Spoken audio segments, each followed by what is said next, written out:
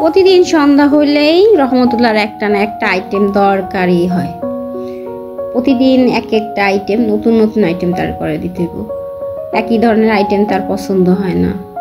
সন্ধ্যায় বাইরে থেকে আসছি, এখন কি মন চায় কিছু একটা করি, নিজেরও তো একটা রেস্টের প্রয়োজন আছে। কিন্তু সে কি সেটা বোঝে? তার সেটা বোঝার মতো ক্ষমতা এখনো হয়নি। তাই নতুন কোনো আইটেম বানায় দিতে হইব।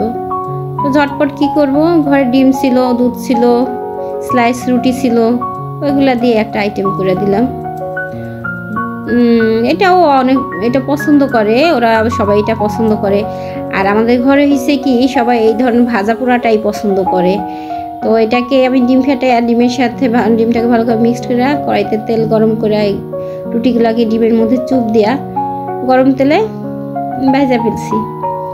ভাজতে তো একটু সময় লাগে, মিডিয়াম টু লো আছে এটা ভাজতে হইব। যদি বেশি জাল করি তো এটা পুড়ে যাবে, কারণ এটা তো ডিম চিনি মিক্সড করা আছে, এটা বেশি তাপ দেওয়া যাবে না। বেশি তাপ দিলে এটা কালারটা অন্যরকম হয়ে যাবে। যে একটু তাপটা বাড়ায় দিচ্ছিলাম, এই জন্য কালারটা কীরকম হয়ে গেছে। তাপ বাড়ায় দেওয়ার কারণ আছে, পাশে দাঁড়ায় বলতেছে আম্মু হয়েছে আমার দাও। তো এই জন্য একটু তাপটা বাড়ায় দিছিলাম। বাড়ায় দিতে যাই এই যে বেশি একটু কালারটা হয়ে গেছে। তো তেমন বেশি কালার হয় নাই, খাওয়া চলে, তিতা লাগে নাই, খাইতে ভালো হয়েছে। এটা উঠে প্রথমেই ওকে দিয়ে নিচ্ছি যাতে ও খেতে পারে। এভাবেই প্রতিদিন ওর জন্য নতুন নতুন কোনো আইটেম তৈরি করতে হয়।